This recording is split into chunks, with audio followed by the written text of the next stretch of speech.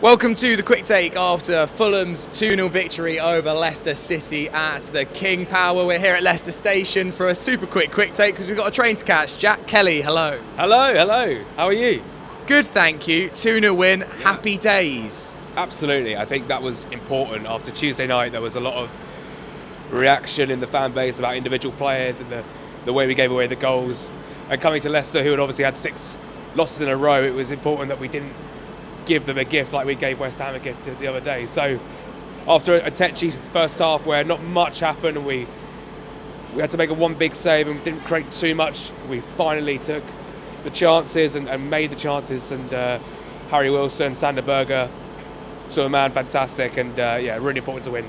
Yeah, Sander Berge backed. I thought he was immense in the midfield, particularly in the second half. We've just really missed that presence in the middle, and we kind of knew this. It's not like news, but I was shocked how he came back in, played 90 minutes, and just looked like a beast.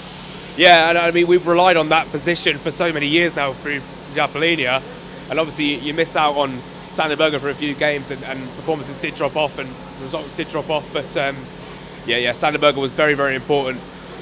He is very important to the way we play, the way he plays alongside Lukic and adds the balance in midfield with Smith-Rowe, and it was important that Smith-Rowe had that freedom to play in the 10 today, because when he plays with Pereira sometimes it's a little bit like, well, who's going forward and who's staying back, and I think it was essential today that we got Sander Berge back in the team.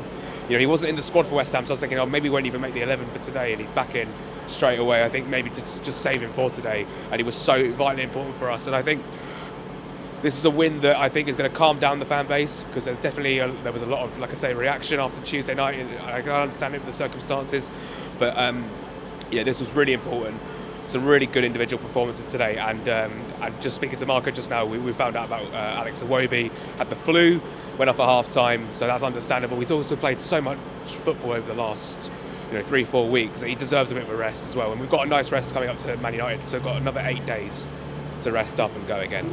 What did you think of Smith-Rowe today? I thought that in the first half, train dangers. In the first half, I thought he was struggling, but I thought in the second half he improved a lot. He seemed to get so much more confidence when he scored that goal. I was actually really pleased that the way, because he scored, because of it wasn't necessarily so much about his performance today. I just wanted him to, I wanted him to perform well, obviously, but for him to get a goal, it's going to boost his confidence, like you say.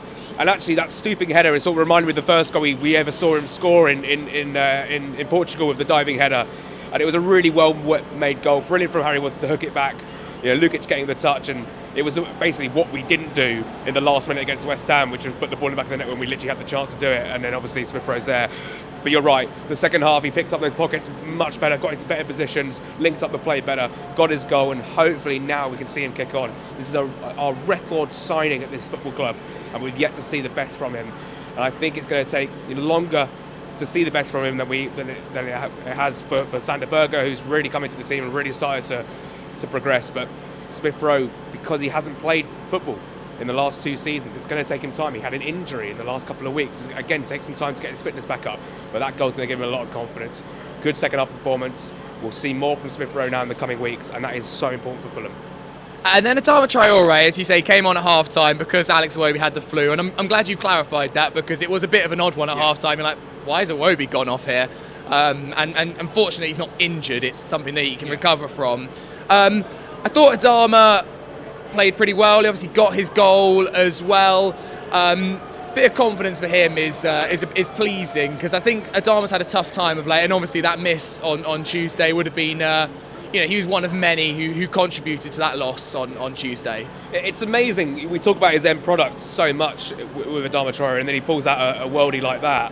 It's actually really interesting, because after the game, Silva basically said that when Adama first came on at the start of the second half, he didn't know what his role was in terms of who he was meant to be tracking, where he was meant to be running, and he basically had to have a word, or the players had to have a word with him to tell him, this is your job, this is your role. I don't know why that wasn't, told to him in the week, but I think he was just a little bit confused with the game plan.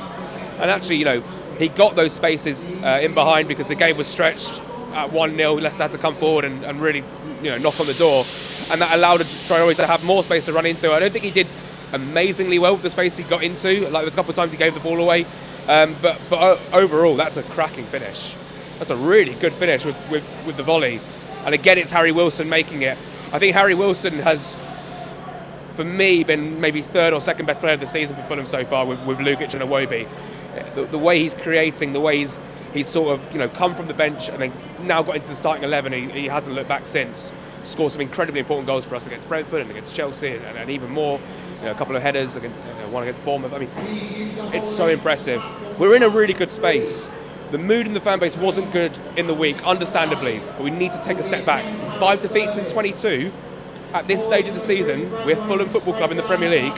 3-4 years ago, that would have been unheard of. We used to score 9 home league goals all season under Scott Parker, and now look at us. And it's just such a shame that Bournemouth are doing so well, and that Brighton are still knocking on the door, and Newcastle are knocking on the door for Europe, and Chelsea are getting better, and City are still there. Because I feel like we're going to miss the boat because of these just lapses in concentration at the end of games and earlier this season, which is so frustrating. But I'm always going to be grateful for a Fulham win away from home. Yeah, and I still think we're very much in this fight. Look, it's getting a bit nervy. We are 9th, and I don't know if Europe's going to happen, but overall, my final thought is that I'm just very happy. Like, it's not perfect. This Fulham team isn't perfect, but it's a fun time to be a Fulham fan right now. It's an incredible time to be a Fulham fan. I think we need to take some perspective. There are a lot of, and that's good. It's good that over the duration of since we've started the podcast and since I've started working as a journalist, that the expectation has gone up a level, so that fans can get annoyed when we lose a game of football. And obviously fans are going to get annoyed when we lose a game of football. And I was like, we'll just take a step back and look at the run we're on. We've only lost 5 games all season.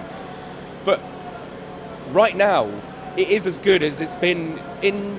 I know, it's great. It's as good as it's been in years since I've supported the club. And I like the fact that we as fans demand more. Silva as a manager demands more. But days like today, after the disappointment in the week, it's important to get back on track. Man United to come at the Cottage, that's not going to be easy for them. I fully back us to get something from the game. I don't think Man United are a good team at all. And we'll see what happens for the rest of the season. We've got a long way to go and there's a lot of points to play for. We could still be up there. We could still do it. Speaking of getting on track, we got a train to catch. So thank you for watching the video today. Let us know what you thought of the game in the comments and subscribe to the channel if you haven't already. And subscribe to Jack Kelly's channel as well. Good moment to mention that. Search for Jack Kelly on YouTube and you'll find it. Jack, thank you very much. Thanks to you. Well, I'd probably plug the Patreon more than the YouTube. I've sort of taken a step back from YouTube just to focus on Patreon, and now I'm on TikTok as well. So yeah, subscribe to my Patreon, £5, $5 a month, daily Fulham content, and all the games. It's good fun. All right, thanks for watching. You Whites.